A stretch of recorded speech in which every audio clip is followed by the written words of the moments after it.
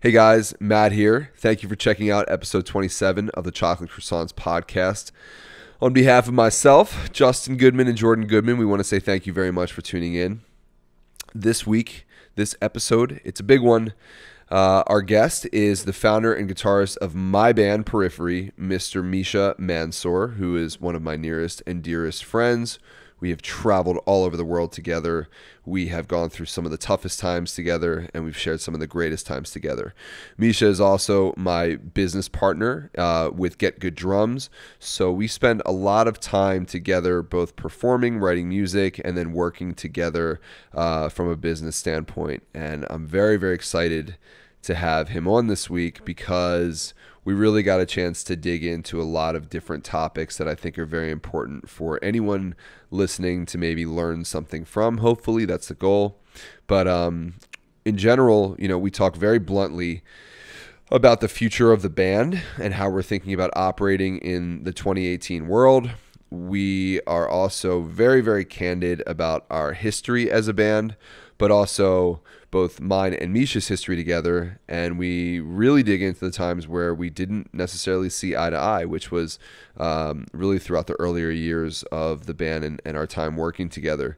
We dug into some deep topics, but I think it was very, very therapeutic for both Misha and myself because it's something, again, that we want to share. We went through a lot. We've come out the other side as better people and as better friends, and hopefully it's a great learning experience for anyone who is who's tuning in, as I said.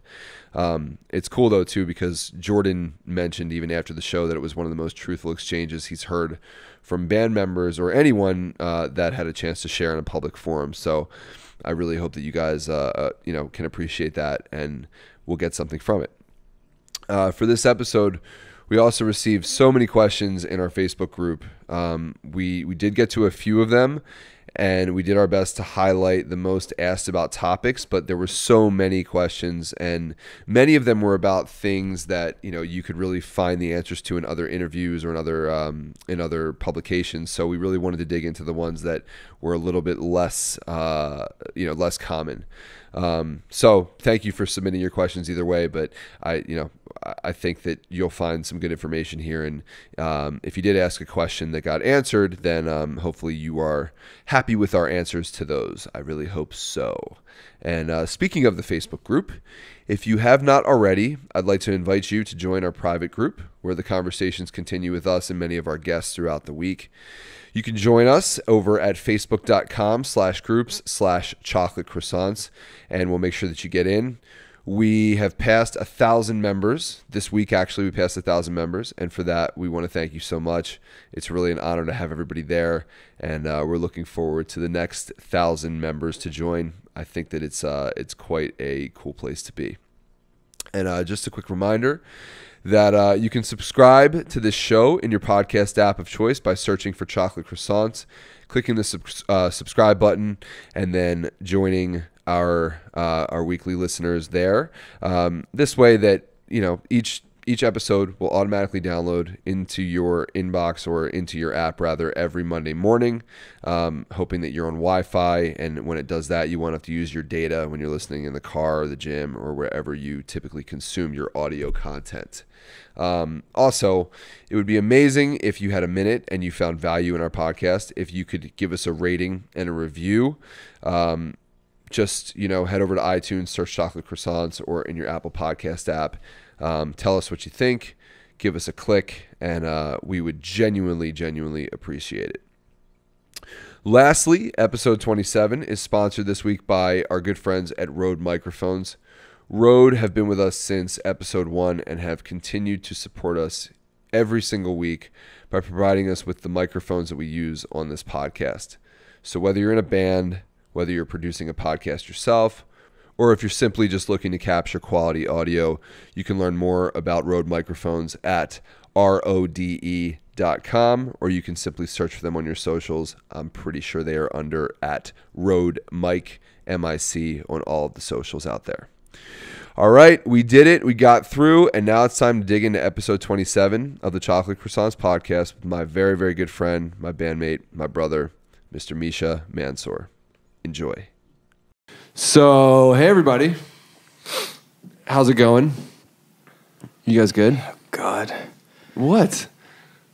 How's it going? Let's try again. All right. So welcome to episode 27 of the Chocolate Croissants podcast. My name is Matt Halpern. I'm here with my podcast partners, Mr. Jordan Goodman. Yeah. And Mr. Justin Goodman. Dude, I'm pumped. The brothers Goodman. You are pumped because you're a Periphery fan. And like you've gotten desensitized to hang out with me. So now you're very, very, very excited that we have a... let me finish my spiel. Now you're very, very, very excited that we have the founder of Periphery here, my bandmate, very, very good friend, the token brown guy in the band, Mr. Misha Mansoor. Yeah! Yeah! Ow! No, I'm just really excited. I have a lot of energy, and yeah, I'm just really excited to be here. Sweet. I'm pumped Misha's here. I'm excited to be here, even though I don't look it, just because I haven't been sleeping well lately. But I actually have been looking forward to this for a while. Why ain't you been sleeping well, though? I don't know, man. It's just something that happens. It sucks. Let's dive into that. What are your sleeping habits? My sleeping habits are waiting until I can barely keep my eyes open and then hoping that the sweet release of death takes me. Like, I don't know. It's pretty bad, and I end up, on a pretty terrible schedule because I go to bed at like 5 or 6 a.m., wake up at like noon because I'm guilty, and I got like 5 or 6 hours of terrible sleep. So I'm trying not to fall into that again. Fair enough.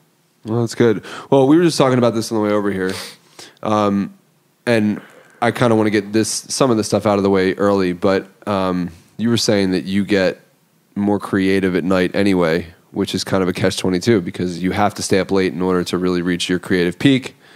But that also means that you're going to be more tired at different points of the day, and you probably are on a different sleep schedule than you may want to be most of the time. So I don't know if that's a problem for you, if you feel like that's what you're used to now.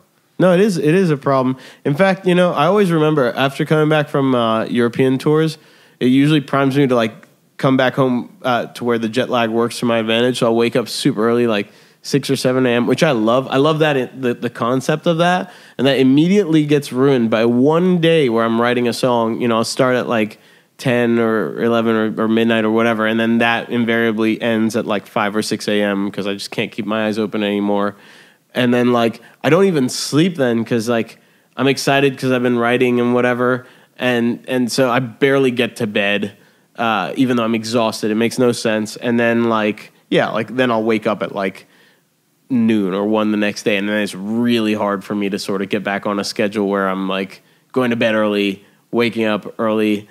But I just don't work effectively on music during the day because there's so many distractions. I mean, you know what it's like when you're in a band, you're on call 24/7, and there's always stuff happening, and then at night it stops. And I think that's why subconsciously my brain's like, all right, let's release all the creative stuff now. And I think we also talked about, like, when you're tired, you get kind of loopy or whatever. I don't know why, but, like, something happens then. Like, it's good generally. Like, it just sort of sparks the creativity in a different way. So, in a weird way, I think maybe it's, like, kind of Pavlovian, but it's like I've kind of trained myself to, like, chase that tired feeling because it's like, oh, stuff's going to happen, and I'm not going to be bothered. Because I hate being bothered in the flow. You've called me before. Instantly when you call me and I'm working on something because I'm just real short, just trying to... Yeah, it's always like, hey, what's up? I'm in the middle of something, but yeah, I can talk. And then we'll talk for a second. You're like, all right, I gotta go. I gotta go. Because I don't want to lose it. Like, because once you lose that, and once if you're in the zone and you lose it, it's like impossible to get back. It's like, all right, idea over. And it literally has been stopped by phone calls or emails or something that I have to deal with. So... yeah, it's a bit of the trick. Is that type of creativity a constant in your life, or does it come in cycles? Definitely cycles, and it's frustrating because it's something I really like. I've told people before, like, the reason I write is just because I like to do it. I don't consider myself particularly good at it, but and I know that some people like look at me weird when I say that, but I say it's just like video games. I'm not particularly good at video games, but I love playing video games. So writing is the same thing for me. It's just something I really enjoy to do. But when I'm trying to do it and then there's no creativity, then it's a very frustrating experience. Would you say that it's pure expression, or are you creating with like a Periphery song in mind?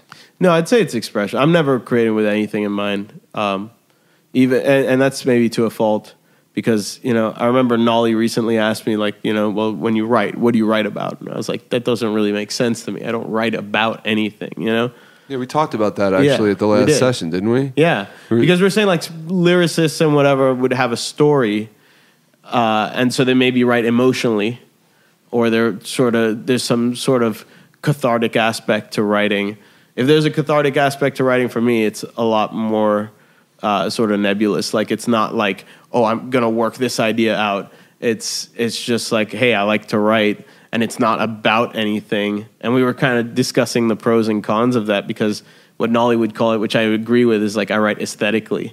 So it's like, because it sounds cool, because this works in a cool way, but it doesn't have like a deep meaning. And it's interesting because this also ties into something else, which is touring and playing shows. You know, like, I'll have good and bad shows depending on like the vibe, how the audience is reacting or whatever.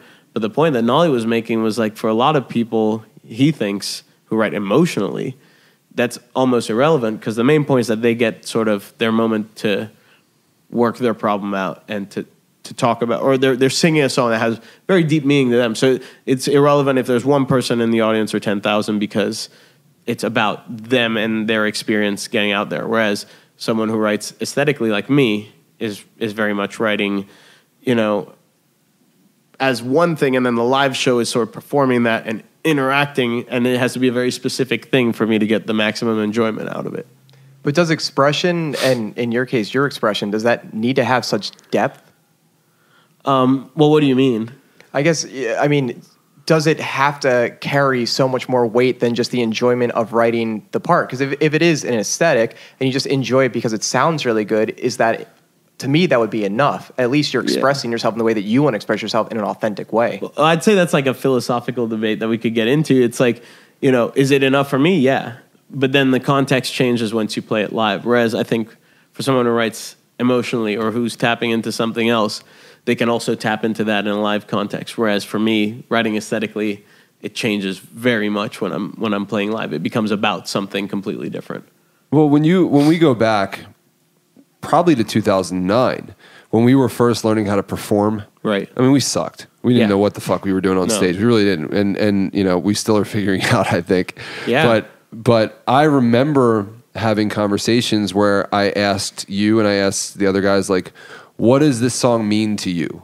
You know, like because that's how we could potentially kick our stage show up a notch, was by figuring out what a song meant to us, connecting with that feeling, with that moment that we wrote it, those goosebumps that we got or didn't get or whatever it may be, and then try to tap into that on stage. Because that's what I was saying at the time that I was really doing.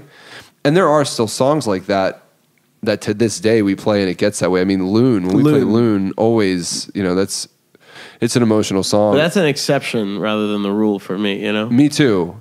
But, you know, I find that when there's more interaction between either me and you or me and Mark. I used to interact with Nolly. I rarely, like Jake and I will interact sometimes, but he's usually doing his thing. Yeah. But like the more I interact with you specifically, I think unless I'm like in my head, which happens, and that happened to you on the last tour too. Big time. We always feed off of that energy, and we like push each other to kick it up even further. Yeah, and absolutely. That's the best part about playing live to me. But I can also tell when you're phoning it in, and you can tell when I'm phoning it in. You Absolutely, know? Yeah. I mean, I was concerned about you. I don't remember where we were. It might have been one of the Italian shows. You remember remember that show where we had like walk up those small small staircase to get there? No, I don't remember where that was, but that was a pretty low point for me. Yeah, that was a point where I like took you guys aside and I was like, "Yo, if tours continue being like this, I don't know how many more tours I've got in me." You know, because it was I was in a bad way. That was a before we alarm everybody, it's like that was. There was a lot of contributing factors to that. That some were sort of out of our control, some were out of my control, and some were just, I'd say, maybe carelessly planned or put together. Maybe partially by my own fault, but like it's not quite as extreme as that. I don't feel as like I'm actually very excited to go on this next tour, but there is context to that, In those moments, can you find relief in the performance though? No. I hated every second of it. I was miserable. What I found relief in was the band being supportive. The fact that I could talk to my band and I could say something like that, which sounds terrible. I was cranky. I was in a bad mood, so I was obviously not in the most open state or the best state to be discussing much of anything, because when you're emotional, you just kind of, everything's blown out of proportion, and I'm sure it was in that moment. But having the band sort of unconditionally support me and talk to me, which was not the reaction I thought I would get, that was what actually lifted me up and made me want to get through the show. That makes sense to me because, I really respect your brutal honesty in sharing this publicly, because it's not the most, PC thing to share to your fan base, but it's the fucking truth. And I think that always plays out. Yeah, absolutely. I think we've always... I think as I've grown up a bit, and I do this at the clinics I've been doing as well, as I've been kind of might as well just tell you how it is. There's just no point otherwise. What am I going to do?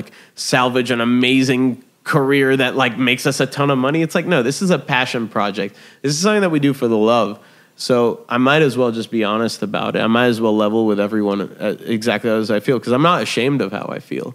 I'm not afraid of how I feel about it. And I still, at the end of the day, right now, the net result is that I still think it's worth being in this band and pursuing it and doing all that stuff. So, was there a point where you both would have just put on a happy face?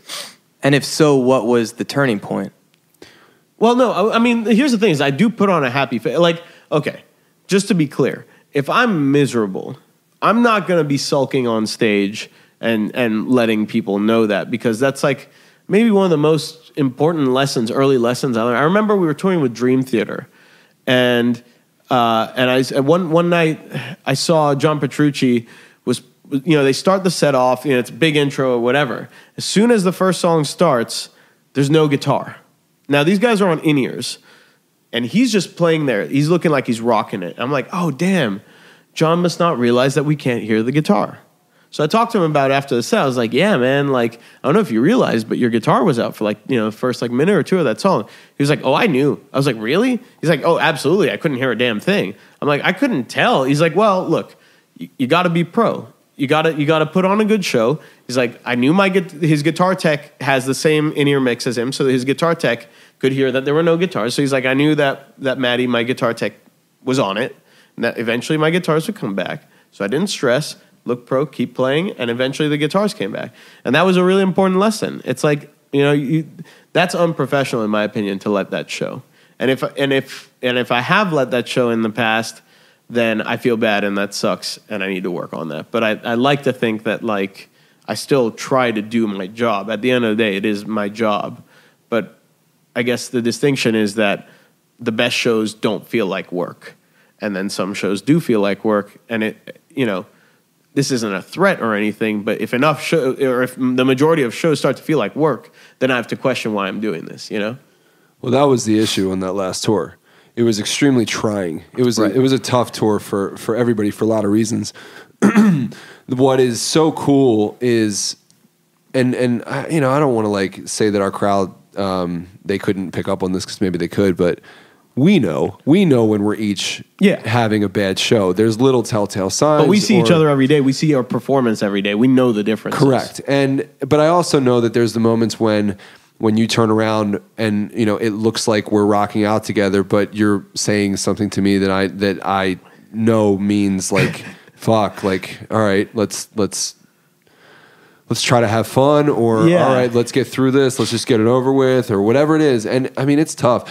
The worst shows that I ever played were after Charlie died, and then in Paris on this last tour when my dad's dog died. Remember that when Gia passed away? Right. Yeah. And I've had some other bad shows. We've had some other incidents. Actually, there was a fan who wrote about the fact that I guess we played in Amarillo, Texas. Amarillo. Yeah, not Amarillo. We're going to go with Amarillo. I think it's Amarillo. I think I'm going to go with Amarillo. We played in Amarillo, Texas, and apparently I was in a mood. I don't know how long ago this was. I mean, if it was Amarillo, it was probably a very while long ago. time ago. I was definitely in one of my moods. I had injured my finger. Do you remember that? Like there was like a night where I like. Do I remember you injuring you? What, like every tour ever since the beginning of time? It wasn't like a blister thing. It wasn't like a blister thing. It was like I hit my finger between the rim. And a stick or something. That's happened a bunch of times. Yeah, it's happened a bunch. But I guess we had to we cut like 3 songs, and I like stormed off stage, and this dude wrote like, yeah, fuck him. Like, you know, he was a dick in our town, and the band was talking shit on the town. And I couldn't remember that. And I found him and I wrote him and I was like, dude, please, can you explain to me like what happened? Like, we don't remember that. I don't remember that. And if I acted like that, holy shit, like that is not where we are now as a band, you know, and it's not where I am now. So please explain it to me. And he did. And I remembered it and I was like, fuck, I'm really sorry. And I apologize. And I mean, that in itself went a long way. But even now, and that happened like a couple weeks ago that I saw this. But even now, it's like that was such a good reminder of like keeping your head in the game when you're on stage and when you're performing and when you're in the public eye. And we as a band have now, even on this upcoming tour, we've decided to not do the meet and greet thing, the VIP thing. And I think that's something that we can talk about a little bit too, just because we've done it for so long now. It's been something that we've really taken a lot of, I don't know, we believe in doing it and we love doing it, but I don't know, I want to give back in other ways, and I think you do too, and I think everybody does. I'll tell you exactly why. I don't want to do a VIP meet and greet on this tour. It's because I'm burnt out. We've done it. We did it a while. We did it, and when we were doing it, I enjoyed it, and then I started to get burnt out on it, and then I was like, guys, like, that's it. Like, I just don't think it's worth doing things you don't want to do. Like at the end of the day, it's doing nobody any favors, right? Because, and it's the same thing as like, you know, like it's why I think we should be professional about all this stuff, because, you know, it's like I've said before, it's like, hey, like, so we have a good show in this town and a bad show or bad vibes in the next town. But everyone in that room still paid the same amount. Like, they deserve. Why should the next guy, they're just as good people, why should they get a worse performance from us just because we happen to not be vibing? So that's why I'll definitely try and like give them as good a show as possible either way. But it's more like, you know, that takes a toll on me. So it's not something that I think should be outwardly visible, but it does mean that like a great set me on the inside, and eventually I have no more patience for it. And I think the VIP thing, you know, at first I loved it. I really did. But then once it started to feel like a chore, I was like, well, I'm recognizing that this starts to feel like a chore. And if I'm phoning it in for this, then I don't think that anyone should be paying. No one should be paying money to hang out with us phoning it in. Like, that sucks. So I was like, well, I don't particularly want to do it. And it seemed like everybody else in the band felt that way. That's not to say that maybe in the future I won't feel like it's a good idea, but I think right now I just need a break from it. That's basically it. You know? Fair enough. How is the channels of communication from the start of the band to the point now where you can openly say that? How has the relationships between all of you in communication grown so that you could come to a point where you could say that? It's come a long way. It's come a long way. And I'll say this much, like, you know, as much as from the outside you may wonder why band members change and whatever, I think, you know, one big factor that maybe nobody considers is the fact that there are personalities out there that are open to change and introspective, and when you have conversations with them, they say, you know, difficult conversations, they'll respond with like oh wow, I never realized, I guess I should work on that. And then you have the people who aren't receptive to that. And, you know, I think that as Periphery has become more and more of a band where everyone's like, I'm not perfect and I'm going to work on it, and that's okay. If someone comes to me with a problem, it's not saying you're a shitty person. It's just saying like, hey, like, this is something that's bothering me. I would wish you'd work on it. And both parties are open to having this conversation. It's okay. We've become healthier and healthier. And the other component of that is having the sort of courage to have it. They're very difficult conversations to have. Nobody wants to be in that situation, and everyone, I know me personally, I'll always go to worst case scenario about what's going to happen. I'm like 110% certain it's going to go this way, and I've been shocked every time, especially with our current lineup, how receptive everyone is. And I've just learned with time, it takes time, but I've learned with time to trust these guys that in some ways know me better than any other people in the whole world, to trust these people with my feelings and not to have my guard up or filter anything around them, because I think it's better for everyone that way. So that's been a process, but it's been a deliberate process. Now, from my experience of what I know from your band, The Dynamics, just being friends with Matt and then having Mark on the podcast, it seemed like that you, Misha, and Matt are very much kind of like alpha personalities, and that for you two, it definitely took some figuring out how to best relate to and communicate with each other. Yeah. We used to butt heads all the time, and it got worse and worse and worse to a point where it was like pretty much like it's going to be me or him, you know? I was like, you know, I was talking to other guys in the band about that, and of course no one was happy to hear that, because I think for some members it was out of the blue. They didn't realize just how bad it was. The truth is, what had happened was I had feelings about legitimate issues with things that Matt was doing, but at the same time, I had never really told him that there were issues, and I do think that that's messed up. That's on me, because how is he supposed to know to change his behavior about stuff if I'm not saying like, dude, this really bothers me that you don't do X, Y, and Z or whatever, right? But it was because I was 110% convinced that if I ever went to him, he'd be like, well, fuck you, then I'm out of the band, blah, blah, blah, blah, blah. And even when the other guys in the band said you should talk to him, I was like, I know how he's going to react. We all know how he's going to react. And then when we ended up talking about it, it was at a completely inconvenient time. It was after a show. I think we fought about a shower.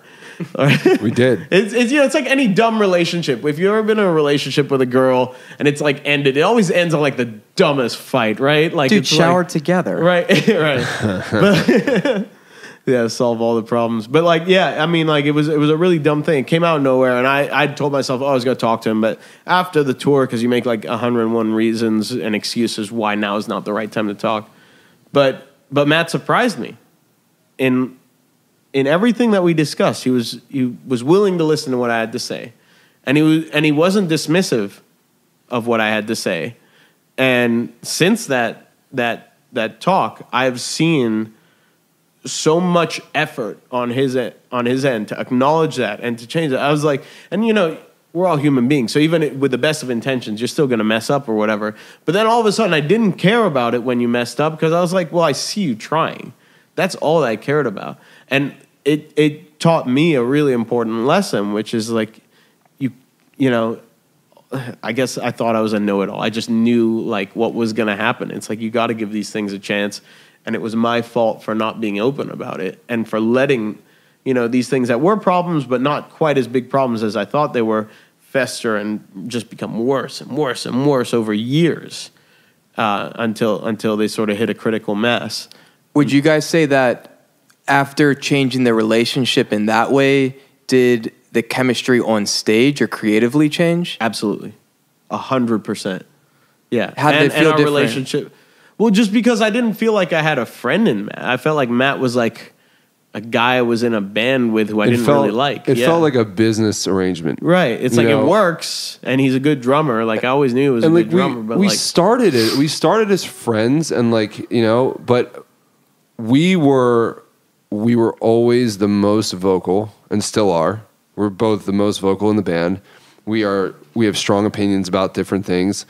And for a long time, I don't even know if we actually differed in opinion or just took the stance of the opposite on each other. It's very possible. Because we just didn't want to be on the same team. Let the other guy win, yeah, you know. Like, right, yeah. but you know, even through the bad times, I do remember some moments where we would be on the same page and it would feel really good, and like, or we had good shows, or we had these good interactions, and it was great. It was like, oh, cool. So there's a glimpse of this there, and it's awesome. But there was just it was miscommunication, it was misunderstanding, it was lack of communication between the two of us, and it was also, you know, the biggest, most toxic thing that occurred in our band that I have not seen since really this instance between you and me was the shit talking that was going on behind so many different combinations of each of our backs. Right. You know, everybody was saying this about this person and that person.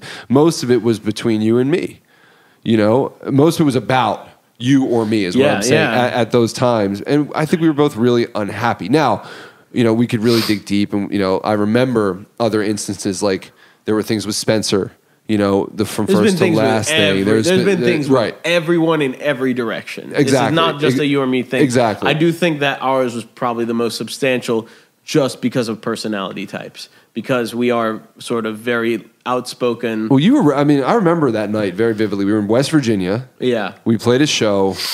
We got back onto the bandwagon, and I was trying to go get the first shower. Right.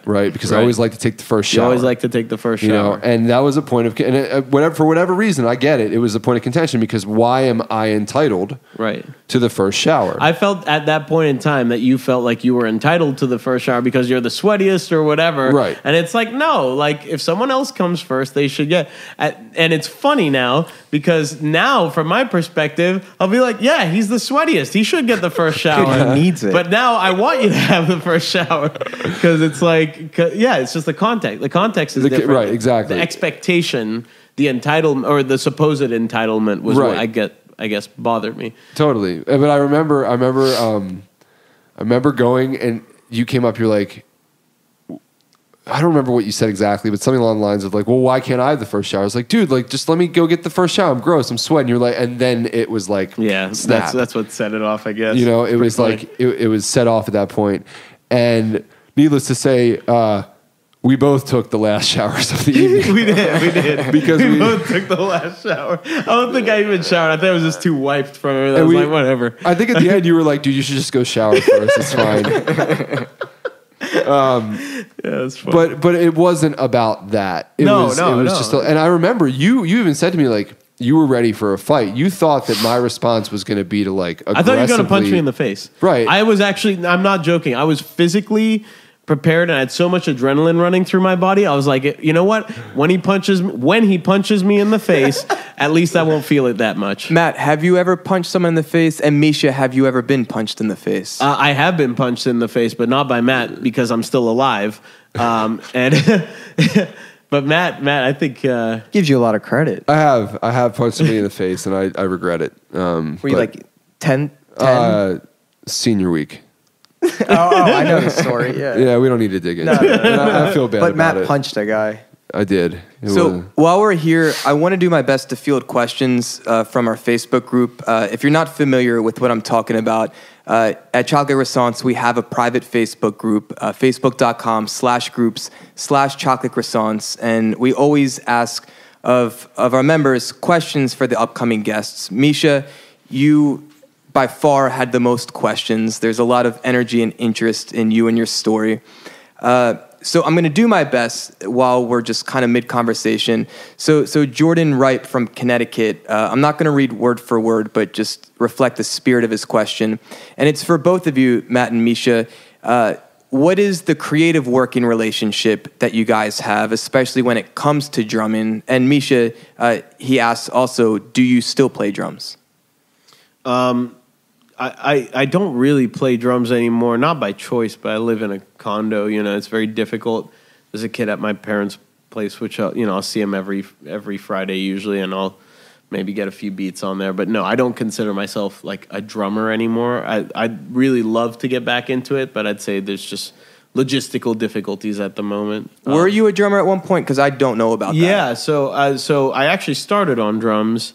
And I was sort of forced to stop for pretty much the same reasons because I went to school and there was no place to play drums there. And, Matt maybe can relate to this, but like when I was in high school, because I was the drummer, everyone would just leave their gear at my place. So that's how I had guitars to jam on and whatever.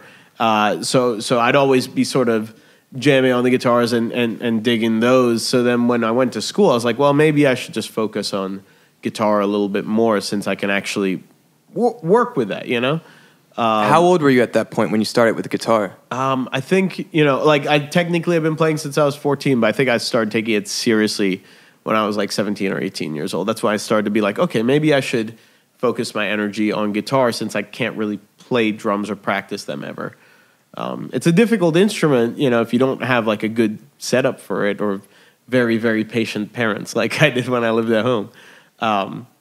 Or your parents. And mine poor too. Parents. Yeah. Your poor parents. But so that's where the whole guitar thing started.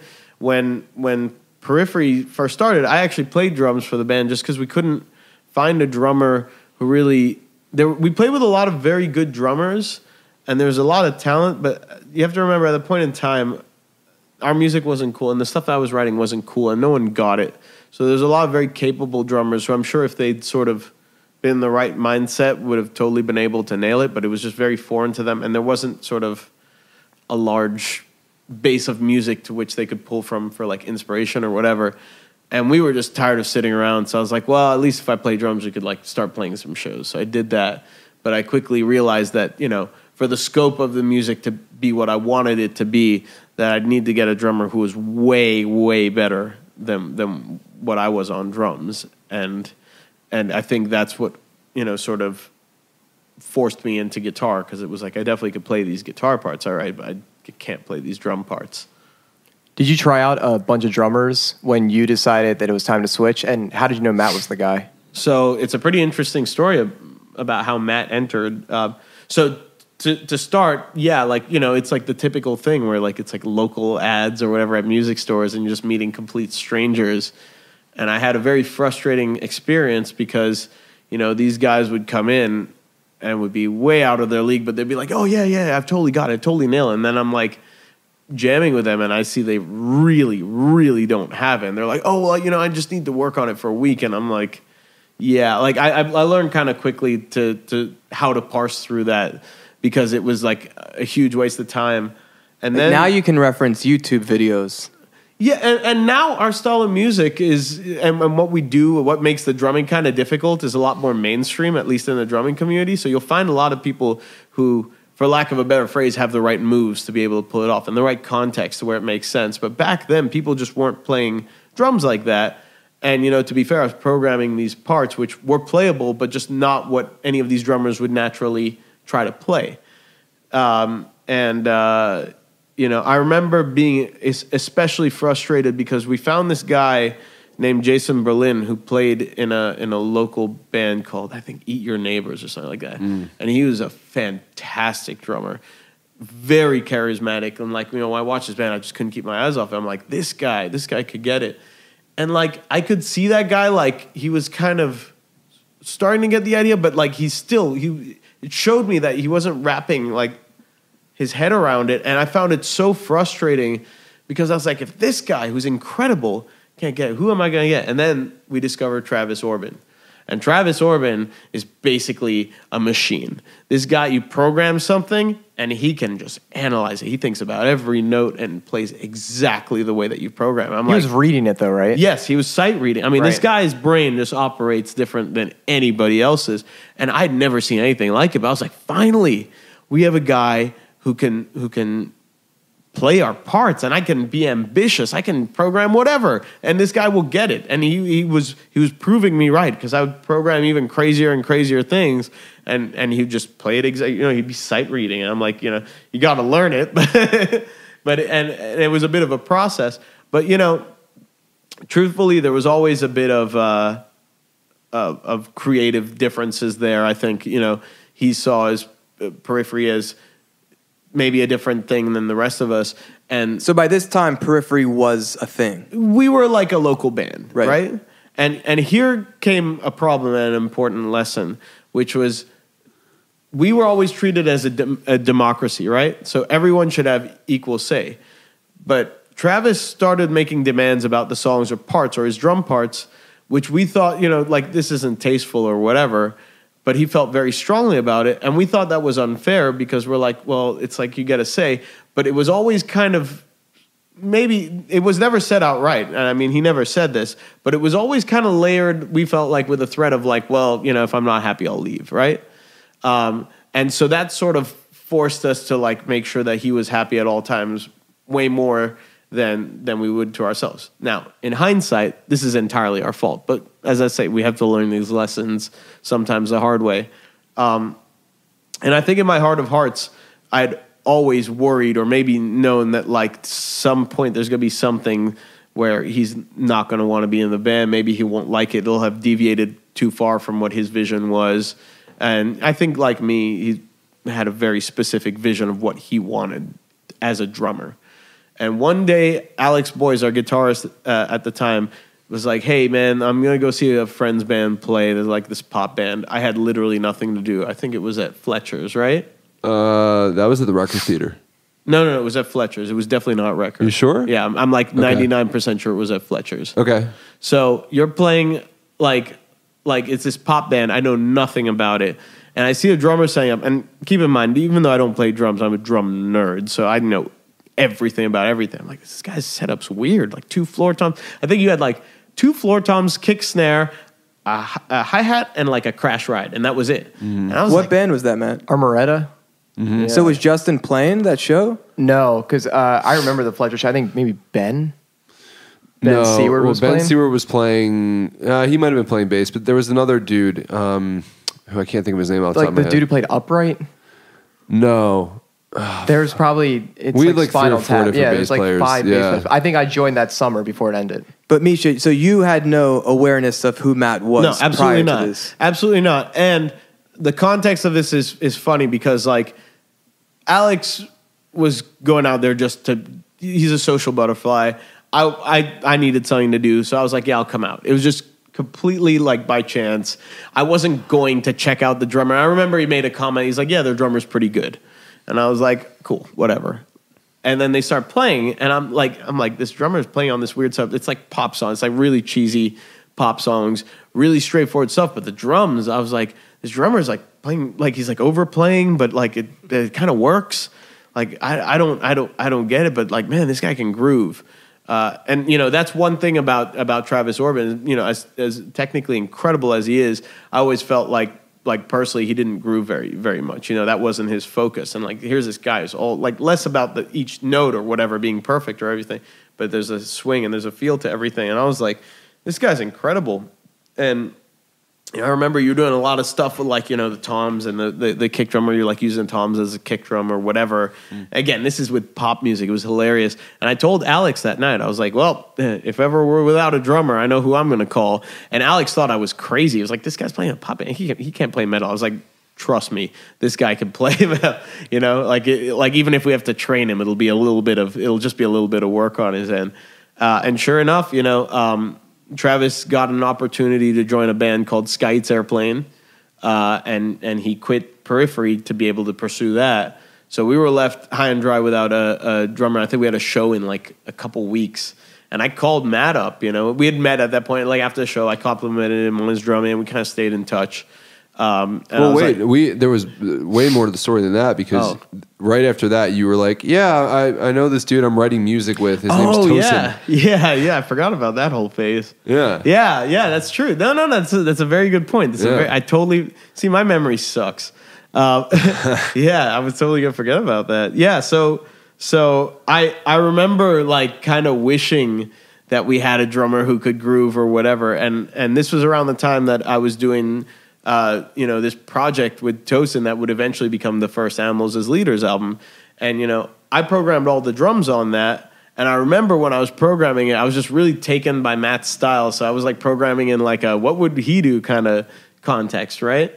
And then like the Animals as Leaders record that we did was really just so that Tosin would not quit music. It's a long story, but basically it was fulfilling a contract thing that he needed to get done. So we were just trying to make something that would be listenable that he could turn into the label.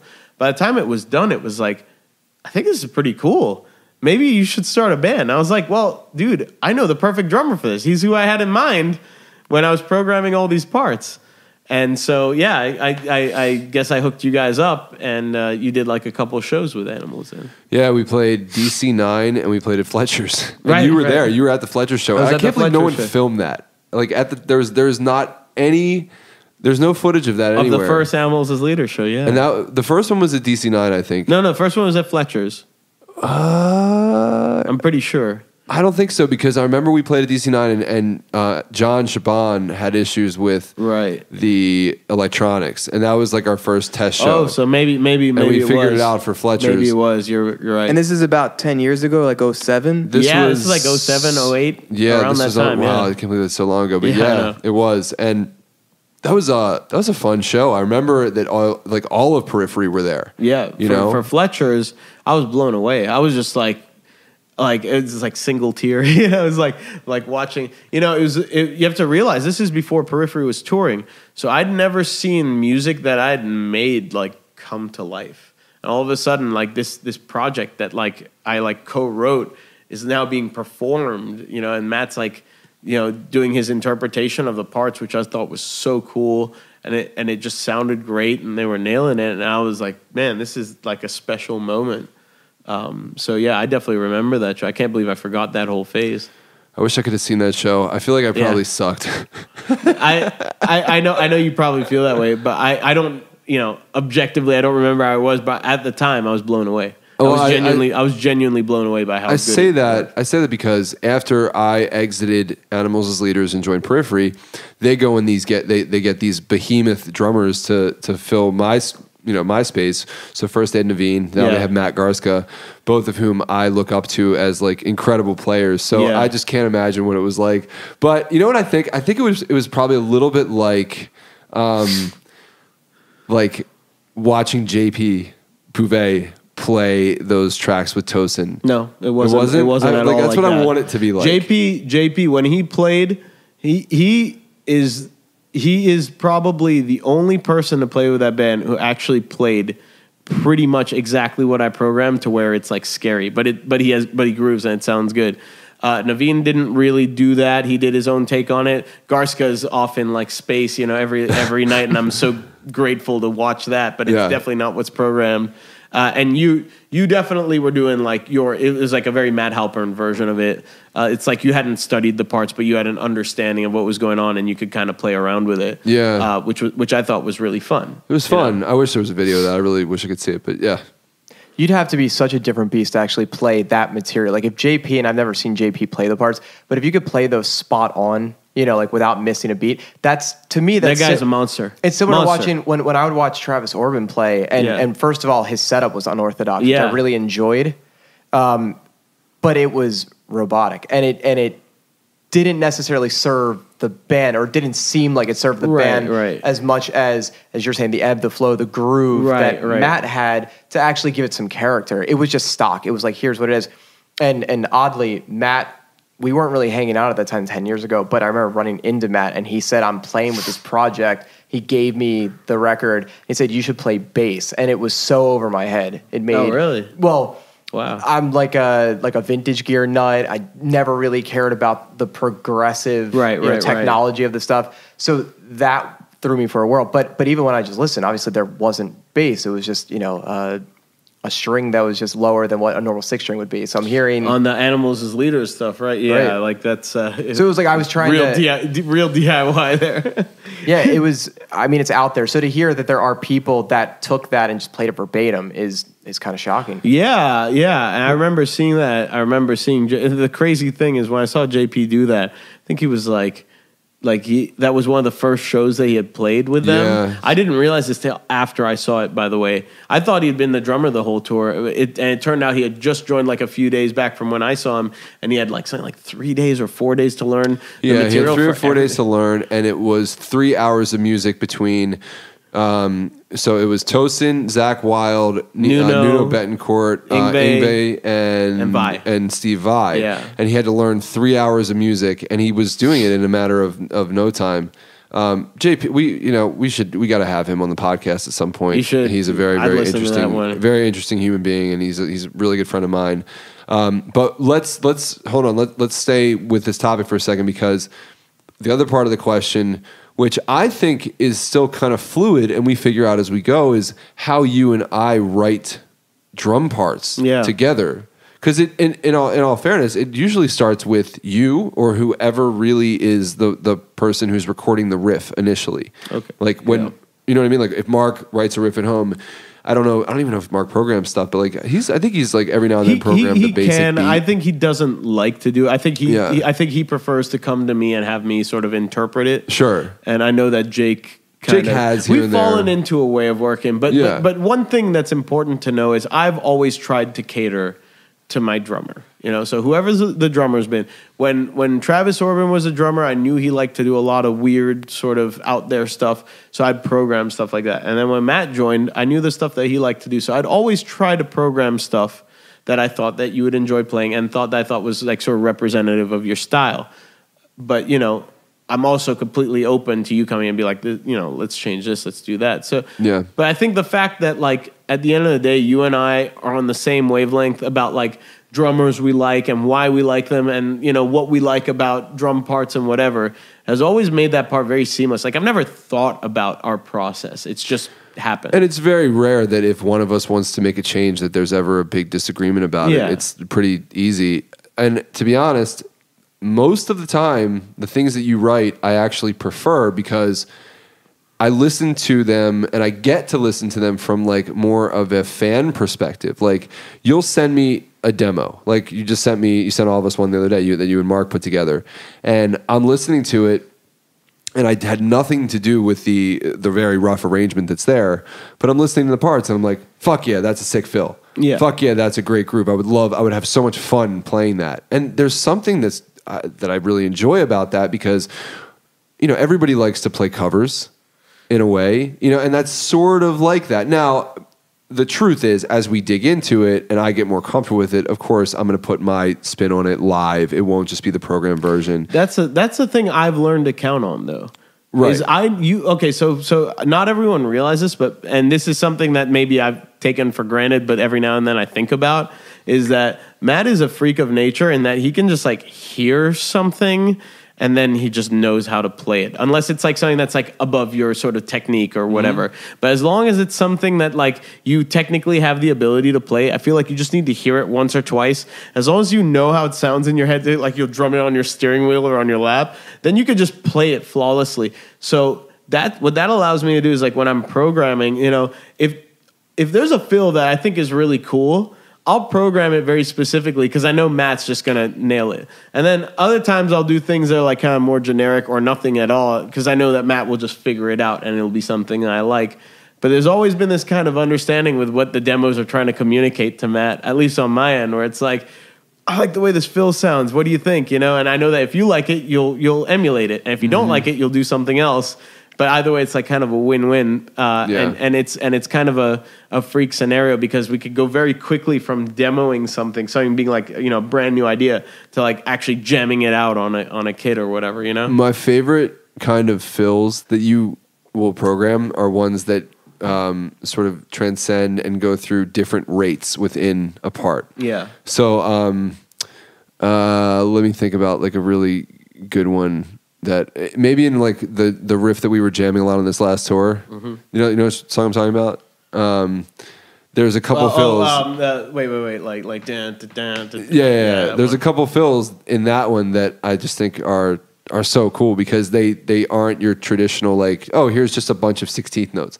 It's like it's a combination of different rates put together to make a fill that ends up at the end being the perfect transitional rhythm into the next part, which I don't know if you even realize that you do. No, I never thought of it that way. It's like... By the way, can I steal this? Yeah, you need to blow your nose? My nose is just kind of leaking because I'm getting allergies. Sorry about that. It's gross. I can't even... Yeah, I was going to like try to beatbox the fill, but I can't really think of it off the top of my head. But either way... You can beatbox? I mean, I can like speak drums, but it's not really beatboxing. Let's hear you beatbox it. What's a good part that we're... Jordan, you want to play it? Okay. The camp song. Okay. There's that part going into the second chorus. It's like there's like a transition. Yeah, I know what you're saying. You know what I'm saying? So it's not just like I see what you're saying. There's this space that's left between it. Let Jam Master Matt in here. Jordan, can you explain so you can those? Beatbox. You know what's really funny? You'll appreciate this. I don't know. We may have talked about this on the podcast before. But as we're sitting here, and I hope he's listening, Eric Haviv, once every couple months, sends me a text message with the picture of me on the cover of Modern Drummer. Just randomly. That's it. And I just That's amazing. Just get this from Eric Just Haviv. inexplicably, just a picture of that. Yeah. Like if you go back in like That's into our funny. details of our conversation, it won't load right now. But yeah, I don't know how many pictures of me on the cover of Modern Drummer. Do you from shave Eric. clean anymore? What do you mean? Like, do I ever shave my face clean? Yeah. No. Yeah, I'm looking at that. I was like, I don't know you like that. Excuse me. You used to have like one. The only time that I shaved clean, Not like clean, but like shaved it down. I mean, I bring it down, but the only time I shaved clean in the past year-ish was when I shot a short horror, did a horror short with Alex Wilber. Oh, I barely recognized you in that one, dude. Well, I was right, like, I is like- that Matt? Oh my God. Yeah, I like buzzed my head all And the you way were down. like completely clean. I was like, I've never seen you like that before. It looked weird. It only looked weird because I've never seen you like that. Like, you didn't look objectively bad like that, but it was just like, it took me a second. I was like, oh my God, that's Matt, you know? Like, Yeah. because you looked pretty much like this the last time I'd seen you, and then all of a sudden it's like, yeah. It was weird uncomfortable. like that, man. I don't like shaving my face. I really don't. I don't want You to look good go with a straight beard. razor on my face. So speaking of doing a horror thing, what I really respect about both of you is that the band isn't the end-all, be-all for you guys. Now, I know that it's kind of the nucleus of your profession, but you both have all kinds of different outside projects like Matt does for this podcast. There were a lot of questions about that. I see a lot about Horizon Devices for you, Misha.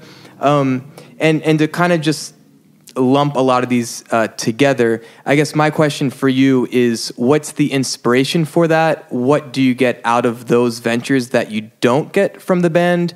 And where else Money. would you... Money.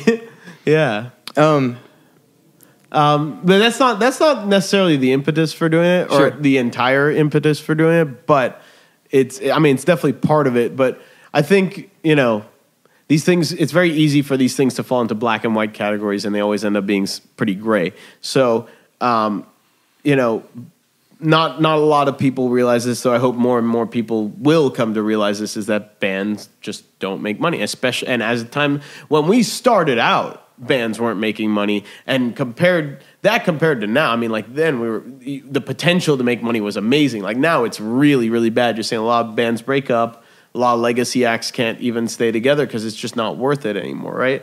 So, I mean, to put it in perspective, right?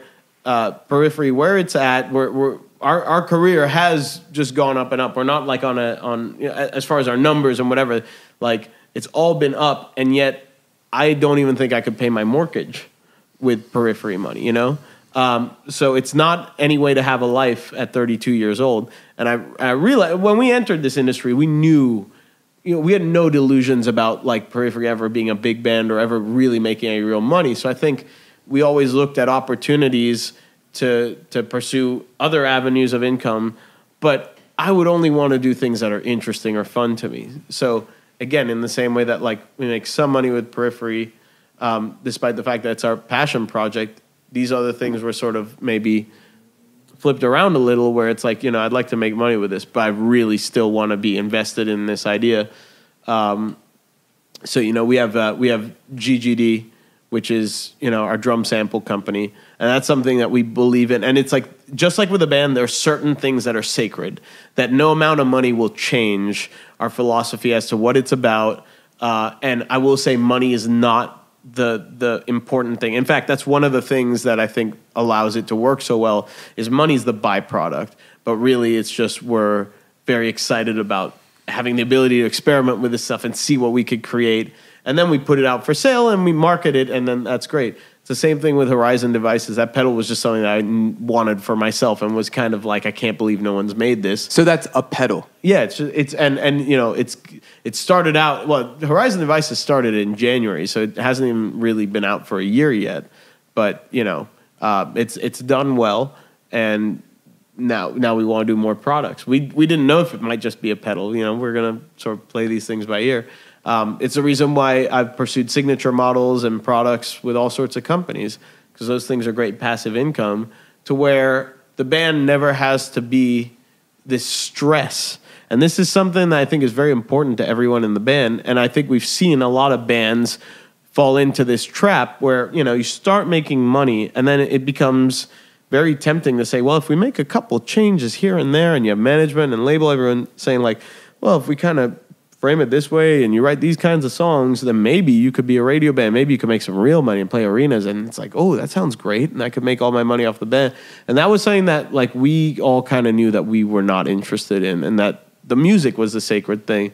But being able to not have to rely on the band for money is a great weight that's lifted off us, that allows us to confidently say that, so that the band can just be the passion project. These other things can be how I make my living.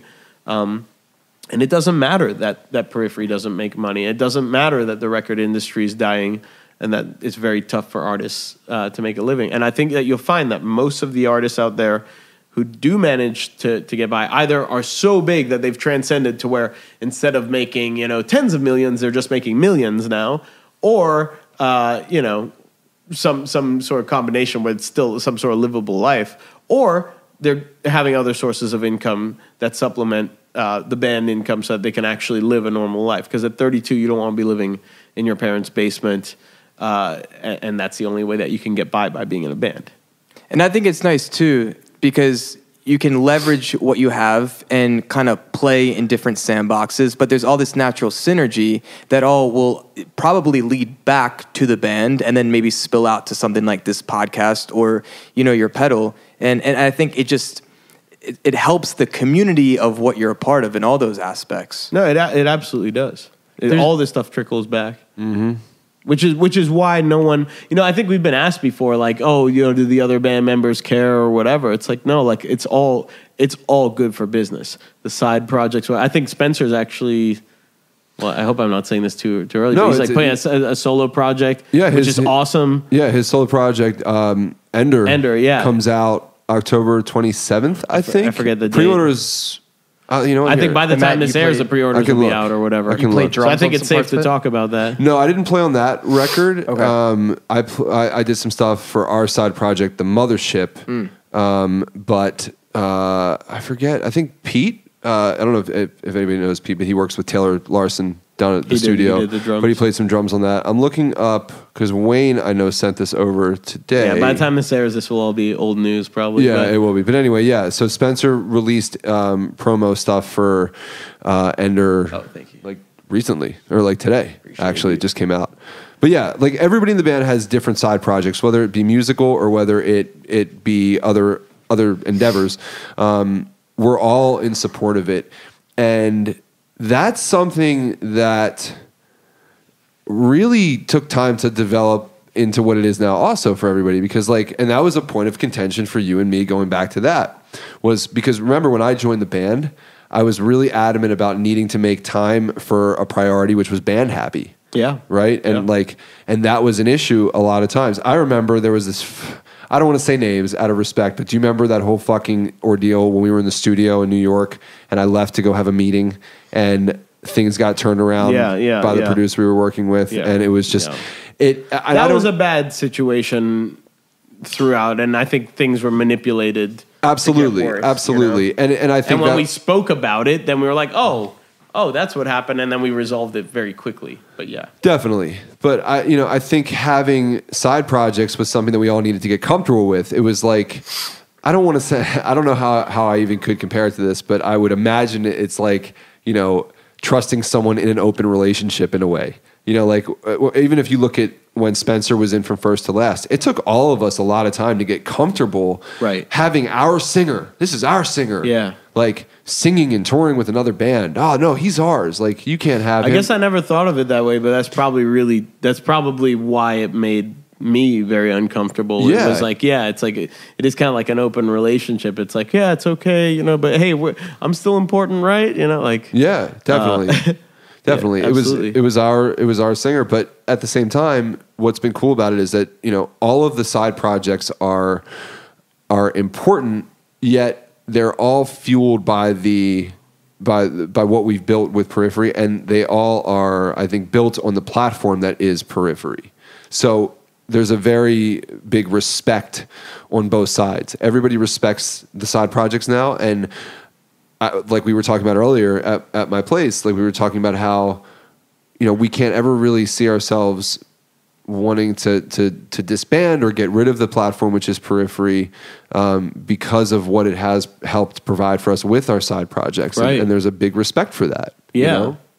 And I also think that, you know, as the industry changes and I don't know where it's headed. I don't think anyone really knows where it's headed. So, you know, we've always tried to be sort of malleable and adapt to it as best as we can, and, you know, follow opportunity wherever we see in whatever state the industry is. But like, I think, you know, one thing that we've maybe allowed ourselves to do, and like we were talking about earlier, is allow us to sort of create our own destiny for the band, because, you know, a lot of bands get forced into this sort of model of touring to support an album, to support sales. But if you think about it, sales are gone, right? Everyone's doing Spotify.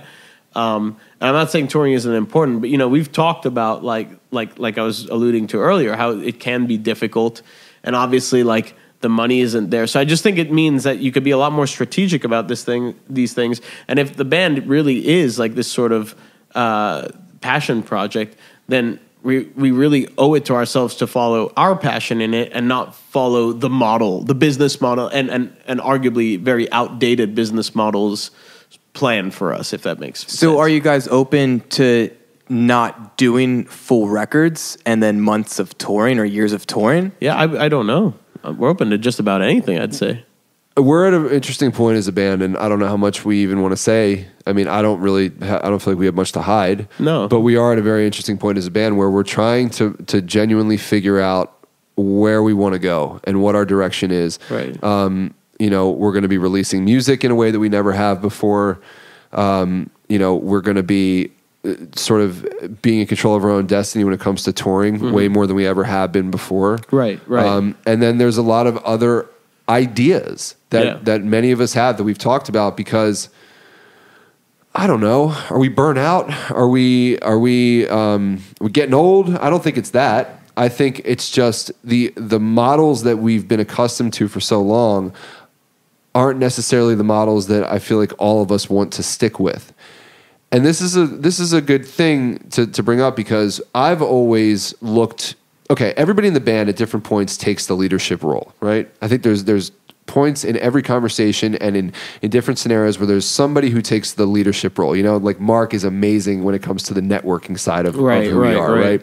Spencer is fantastic at doing what he does. I mean, nobody writes songs like he does and writes lyrics and vocals like he does. There's no other singer in this band. Yeah. And we basically count on him to do that, because none of us. He dictates which songs we put on a record and which we don't. Yeah, basically. You know? Jake is fantastic with the technical side of things a lot of times, right? He really, really oversees that stuff and building the rigs and getting things going with our crew. Yeah. You know, who are we missing? Me and you, I guess. And Nolly, I guess, in Nolly, the past. Yeah, and Nolly in the past. But obviously he was doing the engineering and, you know, and all that stuff. Yeah, Nolly's the production guru.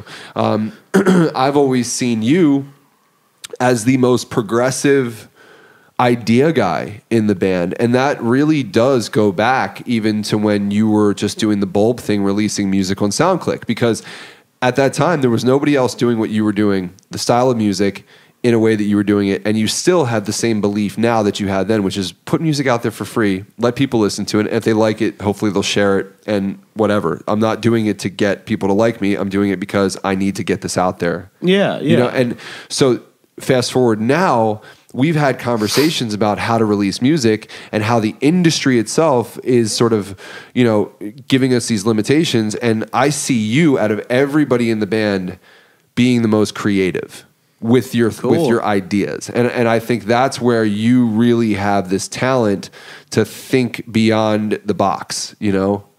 And that's just something I don't know if you know if I feel that way about you. I didn't know you do. felt that way, and I didn't really know that anyone. I don't even necessarily see myself as that, but well, you know, when we have conversations with Wayne, our manager, as a band about, you know, our label or the record stuff, moving forward, our direction for the next couple of years, I tend to sort of quiet down. I think everybody does, and you always take the floor. Huh. And I know that you have conversations with Wayne even outside of those band calls where you have an idea or a question or something that's going to help you sort of, narrow your focus to, okay, what the fuck can we do that's different, that's outside the box? Right. And Yeah. I think that the more that you flex that muscle. But that's why I love Wayne, because he's actually the first guy to be receptive to those. So He we can is. have like really long conversations and actually hash things out and then make moves, which then actually happen. I mean, that's how the camp even started. And that was something that you pushed. But like sure. he was the first guy receptive to that. And we felt like that's not going to be just, hey, tour, album, Right. Like, let's make this a thing. so because it's worked and because we have a team that supports it, it just encourages more of that discussion. Yeah, absolutely. So while we're here, this question resonates from the Facebook group. First, I want to give love to Connor Sullivan from Jacksonville for asking about Horizon devices. But Chris Yates in San Francisco, he says, Misha, you're a freaking marketing machine. Every company that you work with and signature product released is a success. So he's curious, do you have some sort of background in marketing or does it come naturally? No, I have no background in marketing. Okay, so that answers the question. Yeah. But even before we started this, we were all discussing, do we do Facebook Live or Instagram Live? And we kind of gave our own insight into what we should do. And you just started riffing on the different services that live stream. And like about right now, it's an open market. So like you're clearly paying attention to technology and communication and ways to create content marketing, for lack of a better term. So has that been a natural interest for you always? Yeah, I think I've always been very tech-oriented. I think that stuff's always been very fascinating to me. Sorry, you look like you have something you want to say. I'm itching. No. Yeah. Finish your point. Well, no, Is there I mean, anything else? that's basically it. Yeah, I've always just found tech stuff very fascinating. And look, But it's one thing to be into tech. It's another thing to leverage tech to connect with an audience. I see a lot of people bitch about the state of whatever, right? And for me, I see opportunity, or I try to see opportunity, because otherwise, what's the point? Like everyone can bitch about something. But yeah, there's a lot of things that are wrong with the industry, but I'm always just trying to think, all right, so how can we use this? It's not all bad. There's a lot, maybe it's mostly bad, but there's got to be something that we can now, as a result of this, use to our advantage or spin it to where it's not as bad. And that's what's interesting to me. And I feel like the more that you understand the system and the more that you understand how everything fits together and how it works and why it is the way that it is, the more insight you have as to ways that you can maybe exploit the new system to your advantage. But I will say you have this natural instinct, because Matt will show me, like, hey, Jordan, check out this funny video that Misha made pushing whatever. Right. And Specifically, I was showing the Horizon Yeah, but I commercials. work with two marketing geniuses there, Brian Gilmanov and Maytab Boga. I mean, that's why I work with them. These guys are marketing geniuses. well, to your credit, you've chosen to work with them. And also, even in just the copy that's written or your performance, it really feels like you have this handle of who your audience is. Yeah. And that, I mean, like that... It's Everyone so funny doesn't because have the way you that. say it makes it sound so calculated, but it's like I guess it just fell. I just feel like it fell into my lap, kind of. Yes and no. And this is something that maybe not a lot of people know about you. But, you do a lot of reading. You do a lot of researching. Online, not Yeah. necessarily in books. Right. But like on forums. Yeah. Your finger is on the pulse of a lot of different things. And there's a lot of times when I'm amazed at like the amount of things that you know about. Like, okay, a great example would be when you got into hockey, Yeah. you weren't just like a casual hockey fan. You like became more knowledgeable than Rosie, our tour manager, who's been playing hockey That's his not whole true. life. He just still knows way more than I do. But you, yeah, I mean, to the point where like you could have legitimate, debates with him. but that's how I get into things. I This know. is how I've gotten into everything. I know, and that's the kind of thing that I think is sort of what Jordan was saying, and it's why I think you end up in these situations where you don't necessarily think they're calculated, but all of the effort and the time that you do put in away from that instant moment of creation or whatever it ends up being is the research. That's the thing that I don't think you realize that you even do. Yeah, I guess I never thought of it that way. You have this saying which I really like, which is like the way you do one thing is the way you do everything, and like I've definitely seen that to be true. I mean, I guess this is another thing, evidence of that, because again, it's pretty funny that you said that about hockey because I never thought of it that way, but you're right, you know, like, but we were talking about music earlier, and I was saying I don't listen to a lot of music, but when I get into a band, like, I like listen to everything. I become an expert on that band because that's what's fun, you know. And when I decide I'm going to do something, whatever it is, whatever interest I'm going to pursue, I always like just fall in, like just completely just sink into it, and that's I think the fun of it, I guess, you know. I don't know. Yeah, I wanted to kill all of you guys on the first U.S. tour that we did earlier this year because everyone, it wasn't just like watching hockey. It was like all anyone could talk about was like hockey. Yeah. And who's the player you think I look like? Oh, Justin Williams? Justin Williams from the Caps. Only with his cap on. No. Only with his Come cap on on. There's literally shots where I was like, you're gonna have to show me this one. Yeah, no, it's only with the helmet on and like certain shots. But I swear to God, like sometimes they look. Doesn't he have long hair? He does, and that's why Right? I would have to, and it would be like pre-playoff. But like, yeah. A cool moment for me. So I've seen you perform twice. The first time was probably 5 years ago, and then more recently, earlier this year, Fillmore Silver Spring, and you were wearing a Caps jersey because there was a Caps playoff game. I think it was a playoff game. Going on, I think it was. During the set, you find out that they won. Yeah. You announce it to what was a DC crowd, and that was like a very unique moment. And for me, it was cool to see you get to enjoy that with your community. Oh, I loved that. That was a very stressful set of weeks there because like Rosie, who's our tour manager and guitar tech, is super into hockey. So, you know, and oftentimes the games would like finish like while we're playing. So I'd be like, "Yeah, tell me the score." He's like, "You sure? You sure?" You know, some days are better than others. When we went to Europe, I remember it being, I don't know how early or late in the middle of the night. Yeah, I mean, I'd be watching games at like absurd hours, just trying to. I wouldn't even be able to watch a game, but I'd be like, I'd have the scores open, and just like try to follow like the Reddit threads, see what people are commenting on because I was really into it. Speaking of, I just want to give love to Joe Hamilton, who lives in the UK, right? Yep. Yeah, Joe lives in I forget what city he's in now, but yeah, he's in the UK. I know initially, as soon as he saw that we were starting this, he said he was about to go to bed, and he's been staying up watching this. That dude is up all hours of the night anyway. Hi, Joe. Well, it's only like What's up, 5 hour Joe? difference, right? Yeah, it's not that late. And Joe will get this before anyone else anyway. Yeah, let's we should tell everybody. So Joe has been. Have we talked about there this? are two people that help us out every week, even to the point where we'll have these issues, and the next thing we know, we don't end up bouncing the unmixed product of the podcast at like, I don't know, like 10, 11 o'clock at night on Sunday night when we wanted to have it done by, let's say, 10 o'clock on Sunday. And there are two people. There is Jeff and Joe, and that's it. With either of them, they never really care what time I send it to them, but I send them the tracks, and they go ahead and just mix it and master it and the whole nine. Yeah, there's something about the dudes with the names that start with J. Jeff, Joe, Jordan, and Justin. Yep, Misha, Matt. Misha, Matt. No, we're failures. M and J. It's all M and J. I get down with that. Oh, yeah.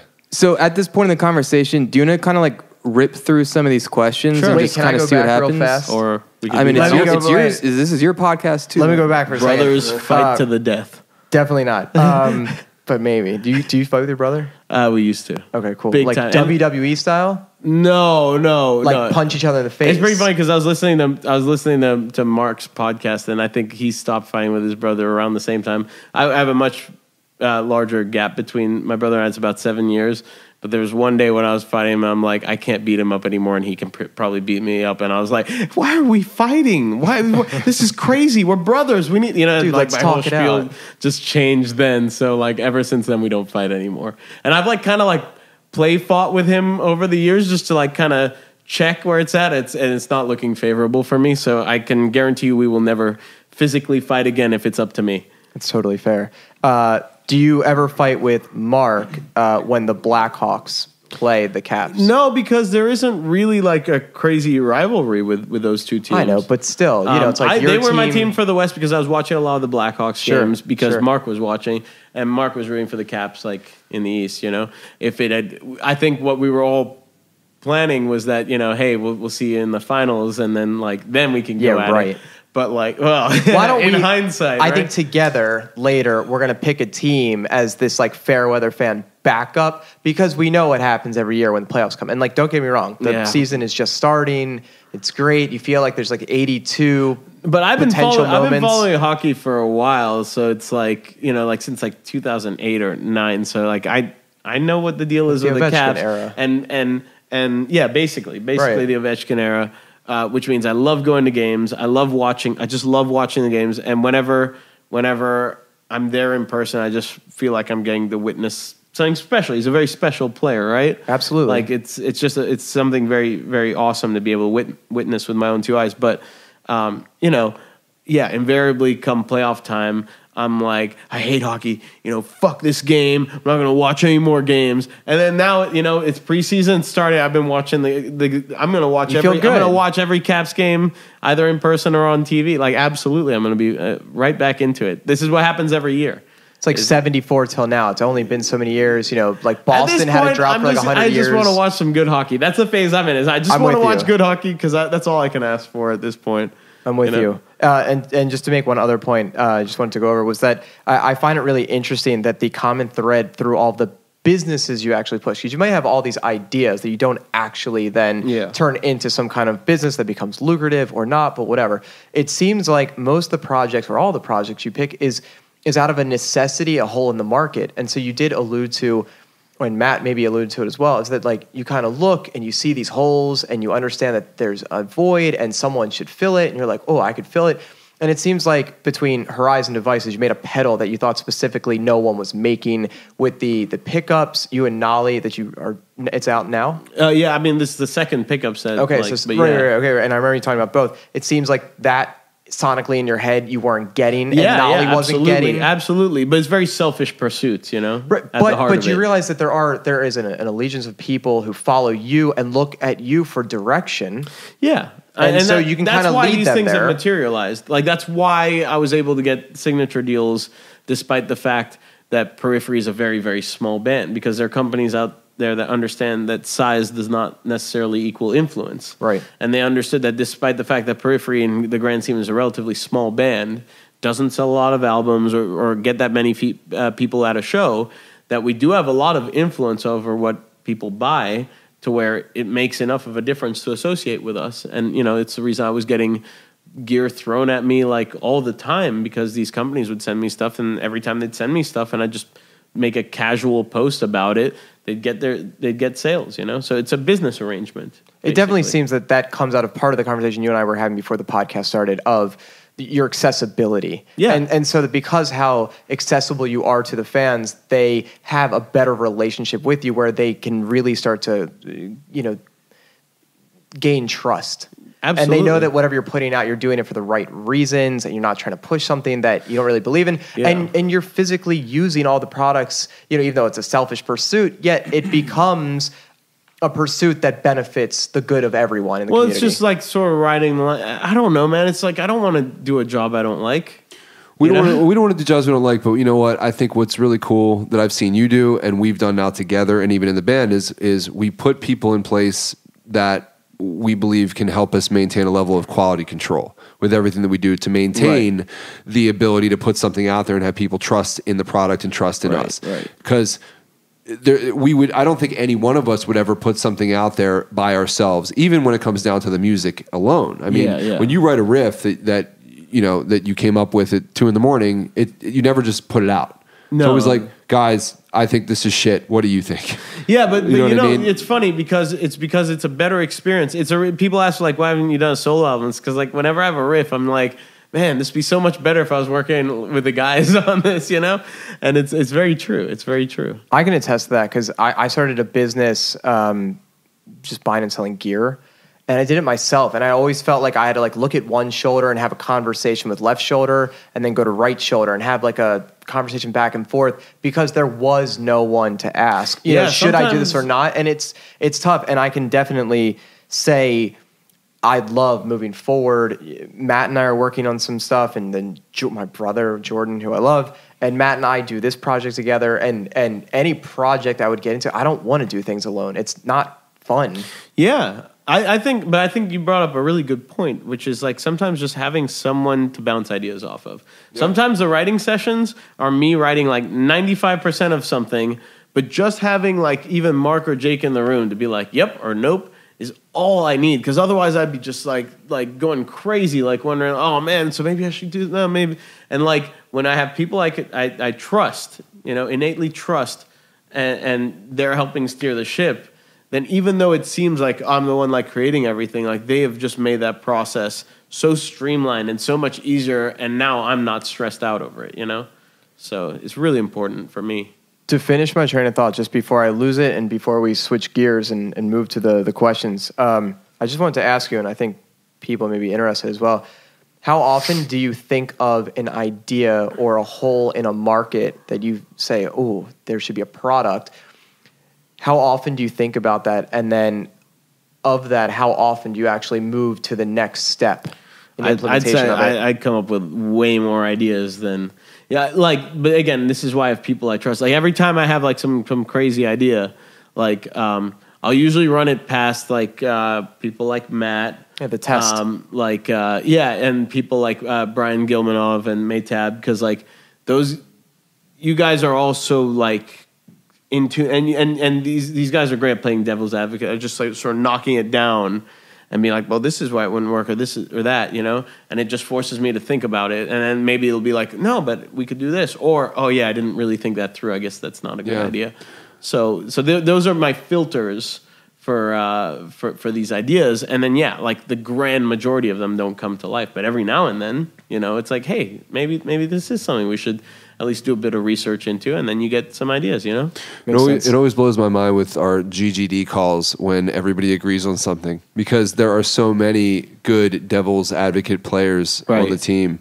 Everybody. Dez is ridiculous at it. Dez is such an invaluable part. Yeah, he's amazing at thinking about the angles, and Finn too. I mean, Finn as well, who's now been on the podcast. But Finn is my go-to guy when I have any idea, because he's the first one in his very, very just straightforward tone to be like, nah, why? Because you and I will be like the ones like, oh, we should blah blah blah blah blah, like 10,000 ideas, and then if Dez and Finn get on board, it's like, whoa, that was a good idea, yeah, absolutely. Which is not for most of them, but like you're absolutely right. And like having those guys is invaluable. I remember GGD conversations where you, me, and Nolly are all like 100% like, that's a great idea, and then like Dez with like 2 sentences is like, well, have you guys considered? And it's like, whoa.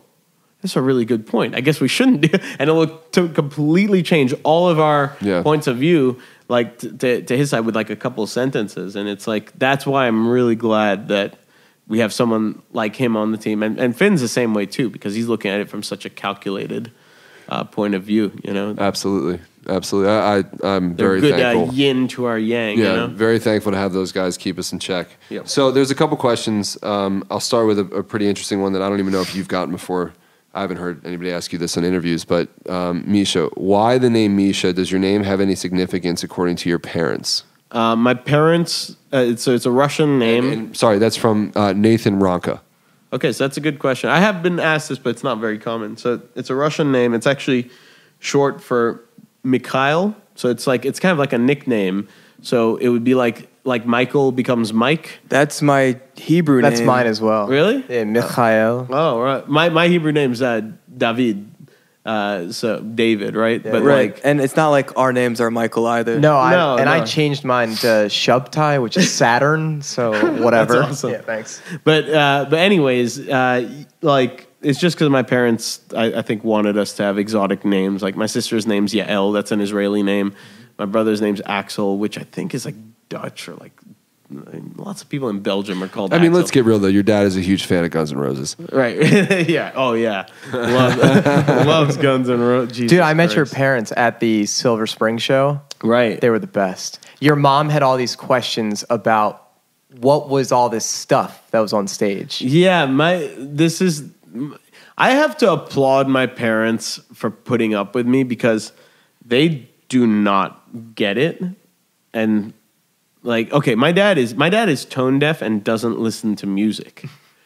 So, and he's sweet. Like, he'll be like, I'll show him something just like for a laugh or whatever. And he'll be like, oh, the rhythm is cool. It's like, he doesn't care. Dude, your mom was genuinely interested. She was like, okay, what is that thing? I'm like, that's a speaker. Yeah. And she's like, yeah. awesome. Yeah. No, they really don't know anything about this, but they're very supportive and they've always supported my passion.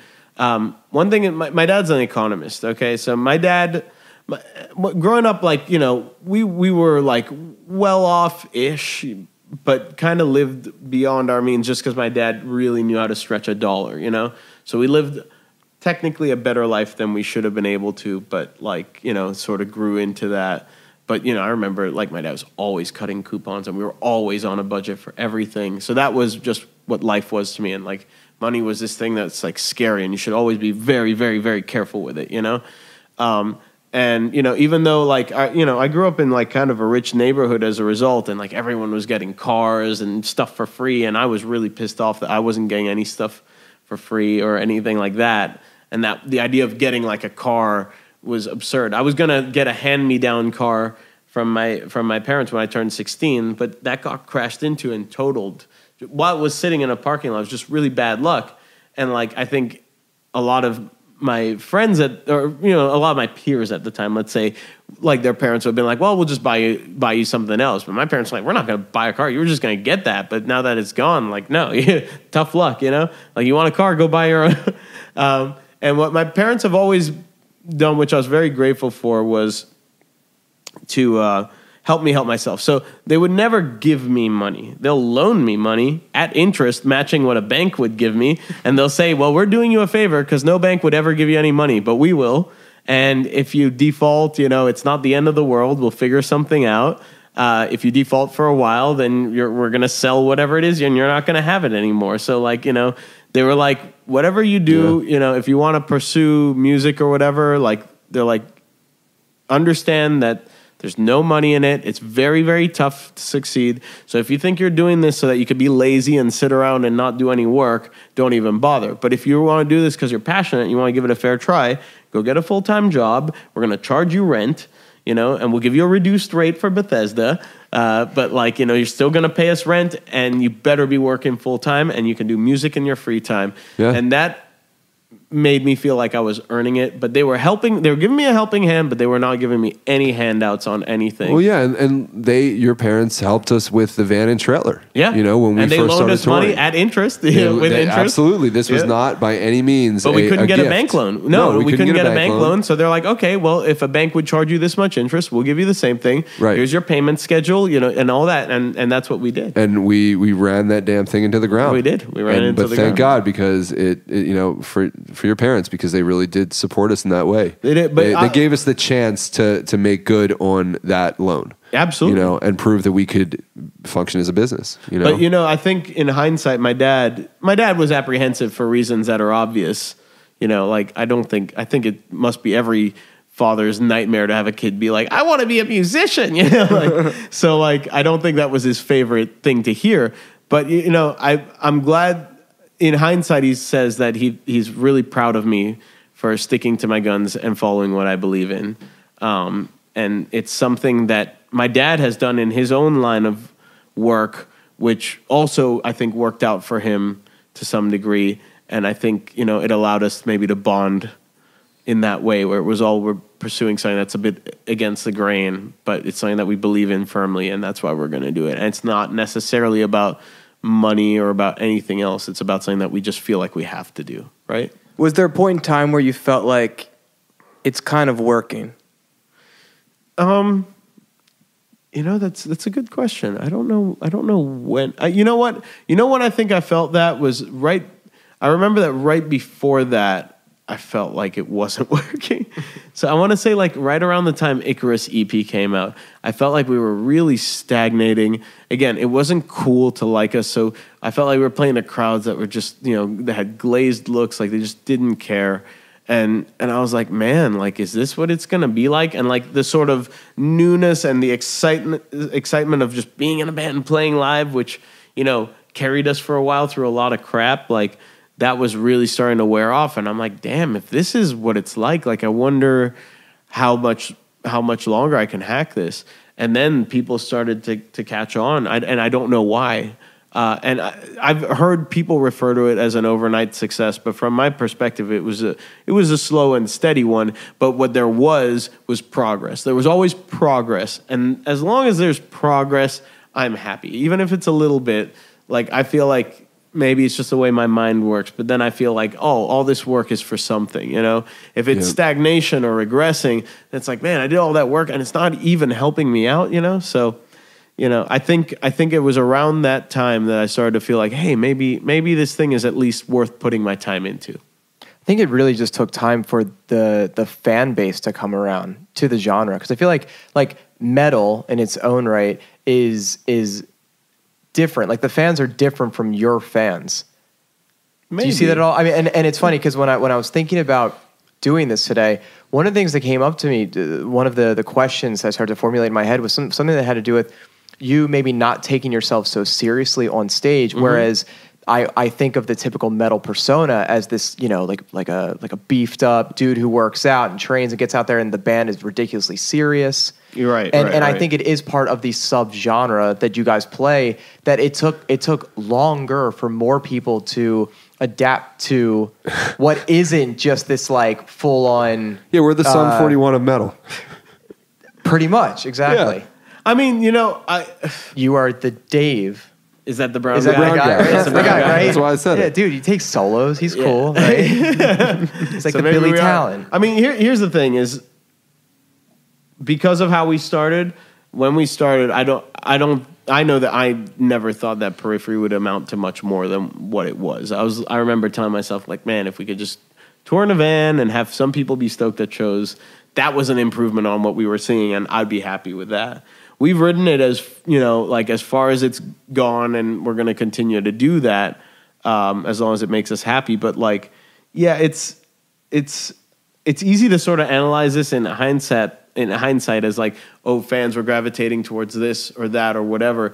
But I think the thing that you have to understand was none of this was calculated. All of this was just like, you know, it's like if something's not making you any money or really there's no return on investment, then you're just going to do whatever it is you wanted to do. So we just did whatever it was we wanted to do. We didn't feel like being metal or whatever. We just didn't feel like that was natural to us. It wasn't even a deliberate decision of like, this is how we'll stand out. It was just like, well, that doesn't feel like something that we would do, so we're not going to do it.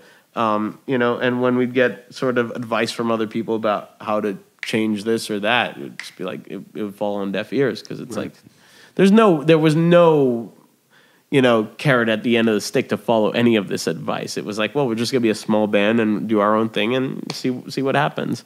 So yeah, I think we got lucky. I think we got lucky because our music that we were very selfishly making for ourselves happened to resonate with people. You know, why? I have no idea. I don't think it's that good. I don't think there's anything that special about it, but apparently some people did enough to support us, and that's awesome. And because we were sort of formed that way, that's something that's been very easy to just keep up doing. We're just like, yeah, well, we're just going to keep doing our thing, see how long this thing rides out, you know? And there's been more and more pressure, not lately, but like there was a point where I think things started to really get bigger, but then started to plateau a little bit, you know? And it's like, well, how can we take these guys to the next level? And there's a lot of pressure from people, you know, in management, label, and whatever, that were like, hey, well, you guys could try these moves or that moves. And that's why it was very easy for us to be like, no, I think we're good just doing our own thing. And fortunately, because that was the most important thing to us, we had arranged all our business deals to basically allow us to have complete free reign with that. We do our albums and we master them, and then that's the first time that the label hears it, and it's like, sell this. You know, that's how it works. That's our relationship. No one hears our music until it's done. That's rare. But it was important. It was something that from day one was incredibly important to us, because again, it's like, we're not going to make any money doing this, and we might as well have that part be sacred. That's our way, and no one can mess with it, right? Yeah, I agree. Well, I've always liked that fact that, you know, and at some point, our team even started to acknowledge, like, oh, Periphery, yeah. They don't share anything with us. Like, just don't even ask. Yeah. Oh, you're working with Periphery. Oh, okay, cool. Yeah, don't expect to get anything from them until they're ready. Right. And that's fine. Like, that's okay. But it's worked out because then the records sell and like it does well enough to where they're like, all right, I guess when we let you do your thing, it works out well enough. It became an endearing thing for us. Yeah, it was just kind of our thing. It was But it's funny. It's definitely let them funny. do leave them alone. We'll get an album and we'll put it out and it'll be fine. Yeah. But, I do see, we have friends in bands that are, sort of beholden to their deals and things like that. And I don't ever want to be... I've produced those bands before and gotten those emails, and I know. It's like... and it's very frustrating. I see the band and it's like, wow, like, if I got an email like this, I would quit, I would be like, no, and I'm not doing music anymore, Absolutely. Like, but yeah. Have you thought of the hypothetical of just, future projection if you decided to write without aesthetic and with a different passion? Do you think that would really change the maybe trajectory of what Periphery is currently doing, like on the steady climb that you speak of, which is totally true? I think I'm fine with what Periphery... I'm not concerned. I don't think I've ever been concerned with the trajectory of Periphery. And I think the whole point of it is to have an outlet where I'm not concerned with that. Well, and we can write whatever we want to write. Yeah. I mean, even with what the very, very early talks of the music that we're writing and going to be writing, there are no boundaries to it whatsoever. It's just giving us some discussion points, some bullet points to lightly have over the top, but they're never be all end all. And, Periphery 3, we had these same discussions, and the album ended up being really different than what we all talked about it being, but we just followed the thread of where it went, and that's where it led us.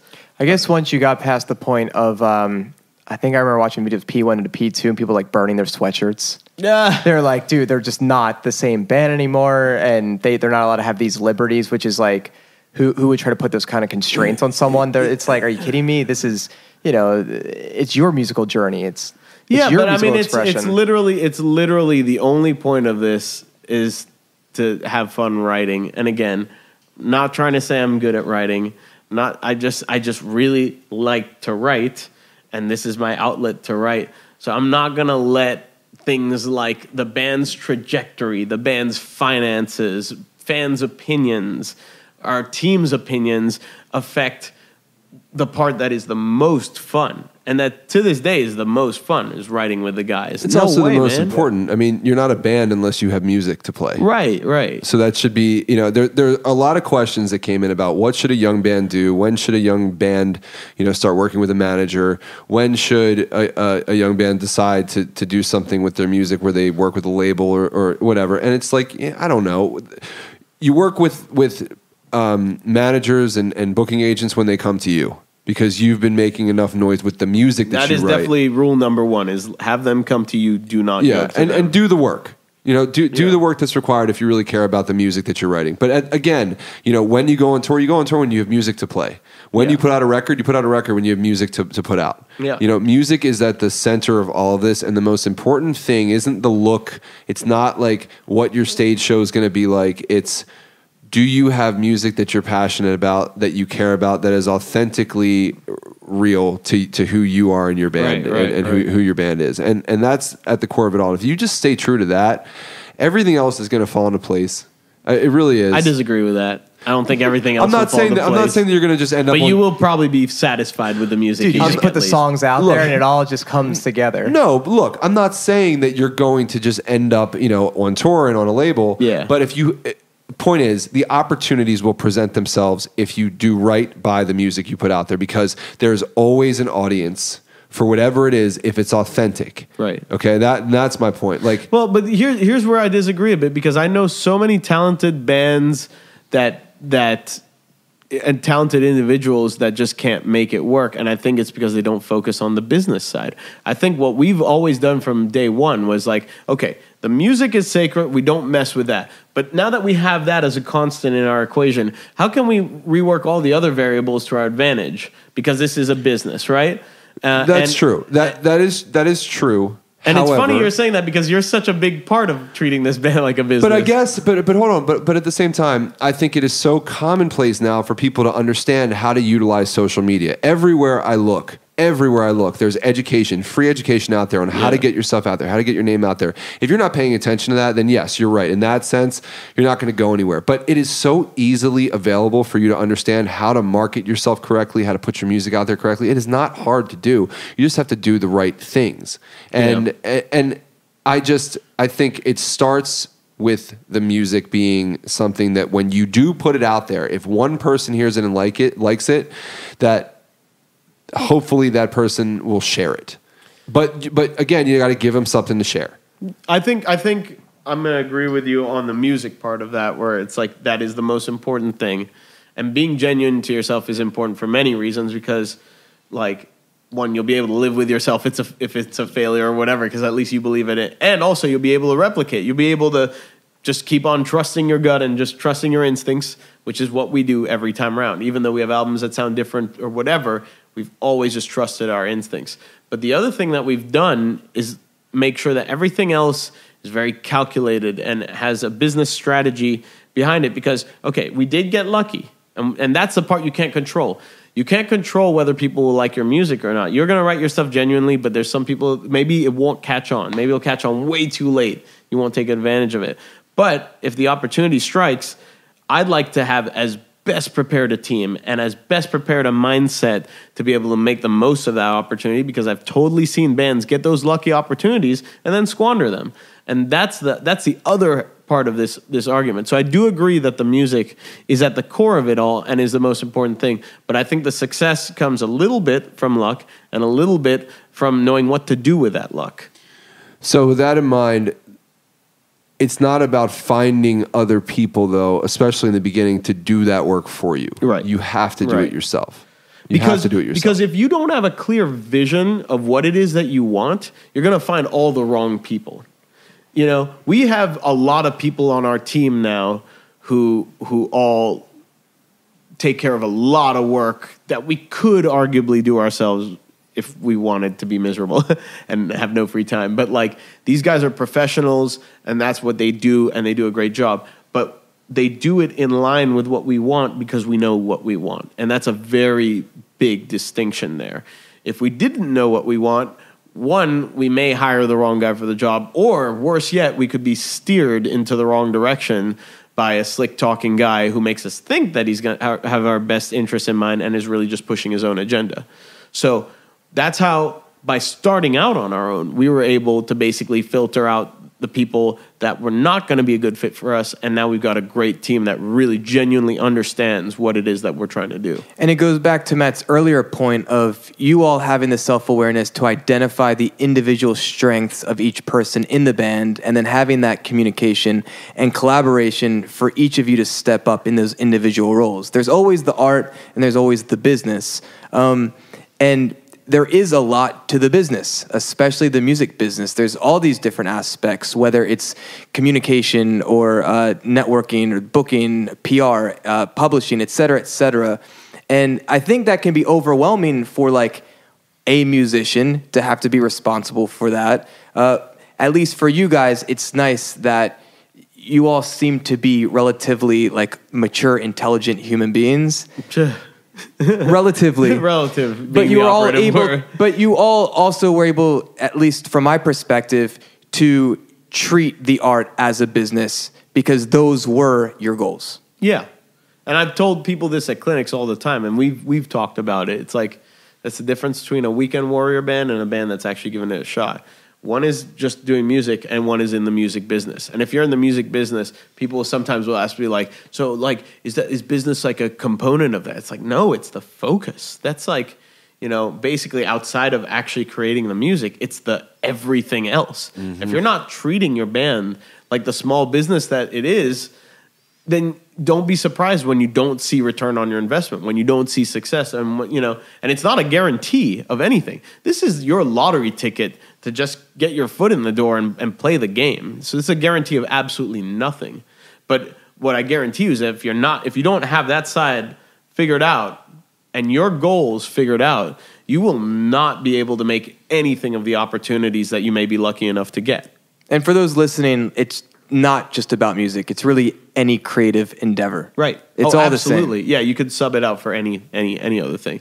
Anything that has a business sort of component to it, that is where you're going to have the exact same attitude about that business side, and it's probably fueled by some passion in the same way where we're just replacing that with music for us. Right. Yeah. Cool. So as we wrap this up, first I want to say to everyone who did submit a question in the Facebook group and even in this Facebook Live, we appreciate your guys' interest. We feel like we wanted to have done our best to kind of capture the spirit of what was most asked and try to weave that in through this conversation. And I think we did the best we could. Misha, you said you really haven't done many long-form podcasts like this. No, not really. What was this like for you? Oh, this is awesome. Yeah, I like talking about this stuff. I think it's fun, but I'm very selective about this kind of stuff. I think the only podcast I remember doing recently was Joey Sturgis's podcast, which was a lot of fun, and I really like Joey and Al and Joel there. I think they do a great job. So when they said you want to do a podcast, I was like, sure. But again, I like what you guys get into on your podcast here, and I knew it would be an interesting conversation. I knew we could have kind of we could hash some stuff out and then, sort of have everyone be a fly on the wall as opposed to this being sort of a standard interview, if you will. Yeah. Sure. No. Yeah, and I don't really think we even did much hashing out of stuff. I mean, we just kind of told some stories. Sure. And there was one question, and let me pull it up. It was from Harry Causey, who references the URM podcast, where he says, you spoke about you and Matt having a tough relationship in the beginning. He was wondering how we maintained a working relationship without animosity before we managed to get on the same wavelength. And I don't think we did. I mean, I think we held it together. We held it together for the sake of the bigger picture, which is, Definitely. Hey, we both like being in this band, and it would be really crappy to not be in this band. Yeah, so. yeah. But given the story we told earlier, I mean, that was such a monumental moment for me, for you, to take a step back and look at a lot of different things that were happening, not even just between you and me, but I think in our lives as a whole. And I'll never forget those experiences and what it's really done for me, having that experience with you, having the experience that I had with Mark. It's really helped me to shine a light on my quirks and the things that I need people like you and Jordan, Justin, and my close friends to really, help me notice so that I can continue to improve as a person. I know you feel the same way. I feel exactly the same way. Having us that around. was a big moment for me too, because even though it started out as me criticizing you, it became a conversation about we all have to work on ourselves, me included. I'm no better, and I became aware of a lot of things that would be hypocritical to ignore after a conversation like that. So I think that was something that, it was a very emotionally charged moment, and maybe that's why I won't ever forget it, but it's also because it was a big turning point. And since then, now we have a company together. Mm-hmm. I love being in a band with you. I love working with you. I think we're closer than ever because of that. Totally. And I think that those kinds of situations really tend to have one or two outcomes, which is either it would have pushed us apart completely and we would probably never spoken to each other again, or it would bring us closer, Yeah, totally. Yeah, that resistance really brought us together. Yeah. So I think that's a really cool it's a really cool experience to have been through, and it did set the tone for the rest of the band, and the way that, honestly, the way we communicate even with our team now really stems from these moments. So having the sort of feeling empowered to say these things and not have to hold back, and not feeling like, I'd like to say this, but I'm worried about how everyone will react to it, which is pretty important, I think, for everyone's sanity. So I think you're right. Yeah, absolutely. Well, that's good. Well, so on that note, Jordan or Justin? No, Justin first. Misha Mansoor. Thank you. As a part of the Chocolate Croissants community, from all of us, thank you for being so open and honest, so gracious with your time to come here and do this, and giving us a bit more of yourself, so that I feel more, and I'm sure everybody else feels just more connected to you, which in turn makes us more connected to the music. And And just thank you. Oh, you're welcome. And I appreciate you having me. It was very therapeutic for me to do this. Good. Hell yeah. So Misha, for everyone paying attention, what's the best ways that they can connect with you? Facebook, Instagram, Twitter, I guess, the usual formats for business these days, I guess. Yeah. Cool. So like, I'm not a quote Periphery fan the way that like Justin is. So I didn't really know who you were, what you were about, beyond what I've heard and things like that.